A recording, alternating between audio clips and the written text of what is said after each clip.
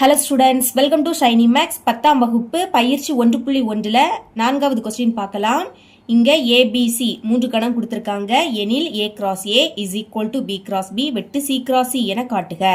அதாவது 3 கணங்களை பயன்படுத்தி இடது பக்கமும் வலது பக்கமும் சமம் அப்படின்னு நிரூபிக்கணும். ஃபர்ஸ்ட் இடது பக்கத்தை சால்வ் பண்ணலாம். இடது பக்கம் அதனால எல்ஹெச்எஸ் இப்படி எழுதிக்கிட்டு இடது பக்கத்தில் இருக்கிறத அப்படியே எடுத்து எழுதிக்கணும். ஏ கிராஸ் ஏ இடது பக்கத்தில் இருக்கிறத எழுதியாச்சு, சமம்.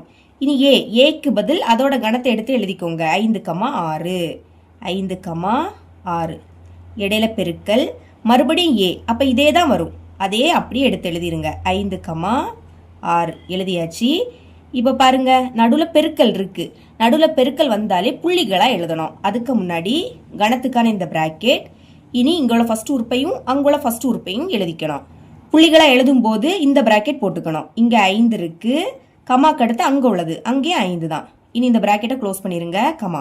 இனி இங்குள்ள ஃபர்ஸ்ட் உறுப்பும் அங்குள்ள இரண்டாவது உறுப்பும் 5,6ன்னு வரும். 5,6 கமா. இனி அங்கே உறுப்பு இல்லை, அதனால இங்குள்ள இரண்டாவது உறுப்பும் அங்குள்ள முதல் உறுப்பும் 6,5 6,5. அடுத்து இங்குள்ள இரண்டாவது உறுப்பும் அங்குள்ள இரண்டாவது உறுப்பும் 6,6ன்னு வரும். 6,6. இனி இங்கே உறுப்பு இல்லை, அப்போ இதோட ஸ்டாப் பண்ணிக்கலாம். பிராக்கெட்டை க்ளோஸ் பண்ணிருங்க. இடது பக்கத்தை சால்வ் பண்ணிட்டோம், அதனால இதை சமன்பாடு 1 அப்படின்னு எழுதிக்கணும்.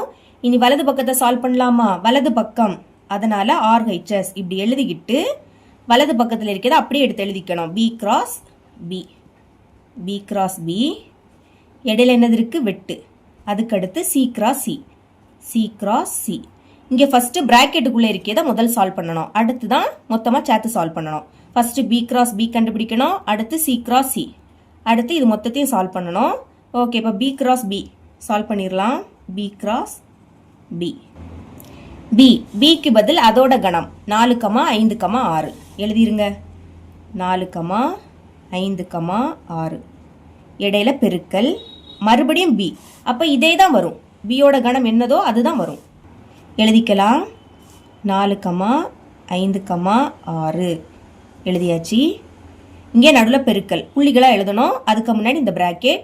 புள்ளிகளை எப்படி எழுதுறது? இங்குள்ள ஃபர்ஸ்ட் உறுப்பும் அங்குள்ள ஃபர்ஸ்ட் உறுப்பும் 4,4ன்னு வரும். 4,4 கமா. இங்குள்ள ஃபர்ஸ்ட் உறுப்பும் அங்குள்ள இரண்டாவது உறுப்பும் 4,5 4,5. இனி இங்குள்ள ஃபர்ஸ்ட் உறுப்பும் அங்குள்ள லாஸ்ட் உறுப்பும் 4,6 4,6 கமா. இனி அங்கே உறுப்பு இல்லை, அதனால இங்குள்ள இரண்டாவது உறுப்பும் அங்குள்ள முதல் உறுப்பும் 5,4 5,4. அடுத்து இரண்டாவது உறுப்பும் அங்குள்ள இரண்டாவது உறுப்பும் 5,5 5,5 கமா. இனி இங்குள்ள இரண்டாவது உறுப்பும் அங்குள்ள மூன்றாவது உறுப்பும் 5,6 5,6 கமா. மறுபடியும் அங்கே உறுப்பு இல்லை, அதனால இங்குள்ள மூணாவது உறுப்பும் அங்குள்ள முதல் உறுப்பும் அப்போ என்ன வரும்? 6,4ன்னு வரும். 6,4 கமா. இனி இங்குள்ள மூன்றாவது உறுப்பும் அங்குள்ள இரண்டாவது உறுப்பும் 6,5 6,5. மூன்றாவது உறுப்பும் அங்குள்ள மூன்றாவது உறுப்பும் 6,6. இப்போ இங்கே உறுப்பு இல்லை பார்த்தீங்களா, அதனால இதோட ஸ்டாப் பண்ணிக்கலாம். பிராக்கெட்டை க்ளோஸ் பண்ணிருங்க. இப்போ சி கிராஸ் சி இதை சால்வ் பண்ணலாம். C cross C. ஓகே, சிக்கு பதில் அதோட கணம் 5,6,7 எழுதிக்கிறேன். 5,6,7 இடையில பெருக்கல் மறுபடியும் சி தான், அப்போ இதே தான் வரும், எடுத்து எழுதிருங்க. 5,6,7 எழுதியாச்சு. நடுவில் பெருக்கல் புள்ளிகளாக எழுதணும். முதல் கணத்துக்கான பிராக்கெட். இங்குள்ள ஃபர்ஸ்ட் உறுப்பும் அங்குள்ள ஃபர்ஸ்ட் உறுப்பும் 5,5 5,5.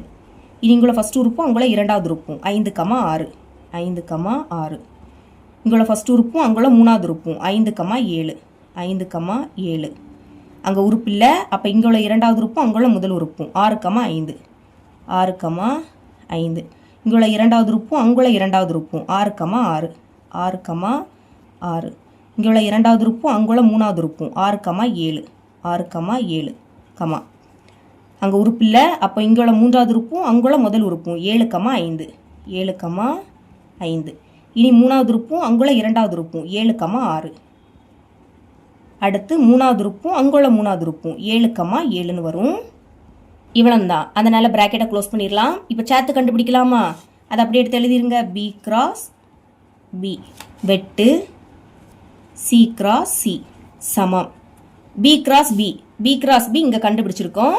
அடுத்து C cross C, C cross C இங்க இருக்கு. நடுவில் என்னது இருக்கு? வெட்டு இருக்கு. இந்த மாதிரி நடுவில் வெட்டு இருந்துன்னா ரெண்டுலேயுமே சேமா இருக்கக்கூடியதை மட்டும்தான் எழுதணும். சரிங்களா? வெட்டுனா சேமா இருக்கக்கூடியதை மட்டும்தான் எழுதணும். ஃபர்ஸ்ட் கணத்துக்கான இந்த பிராக்கெட்டை போட்டுருங்க. இது ரெண்டுலேயும் சேமா என்னது இருக்குன்னு பாருங்க. 4,4 இங்கே இருக்கு, ஆனால் இங்கே இல்லை. சரிங்களா? எது இருக்குன்னா 5,5 இங்கே இருக்கு, இங்கே இருக்கு. ஃபர்ஸ்ட் அதை எடுத்து எழுதிக்கலாம். 5,5 கமா. அடுத்து 5,6 இங்கே இருக்கு, இங்கே இருக்கு. எழுதிக்கிறேன் 5,6 கமா.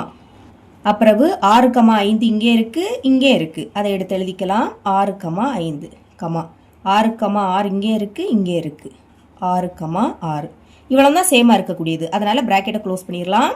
இப்போ வலது பக்கத்தையும் சால்வ் பண்ணிட்டோம். இதை சமன்பாடு 2ன்னு எடுத்துக்கலாம்.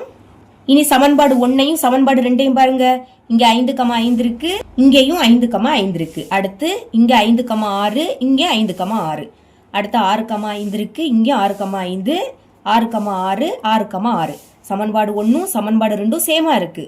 அப்ப எப்படி எழுதிக்கலாம்? therefore சமன்பாடு 1 மற்றும் சமன்பாடு 2லிருந்து இப்படி எழுதிக்கிட்டு இதை அப்படியே எடுத்து எழுதிருங்க. கொஸ்டின்ல என்ன நிரூபிக்க கேட்குறாங்களோ அதை அப்படியே எடுத்து எழுதிக்கணும். எழுதிக்கலாமா? ஏ கிராஸ் ஏ சமம் பி கிராஸ் பி வெட்டு சி கிராஸ் சி என்பது நிரூபிக்கப்பட்டது இப்படின்னு எழுதிக்கணும். ரெண்டுமே சமமா வந்து பாத்தீங்களா? அதனால நிரூபிக்கப்பட்டது. இவ்வளவுதான் இந்த சம்.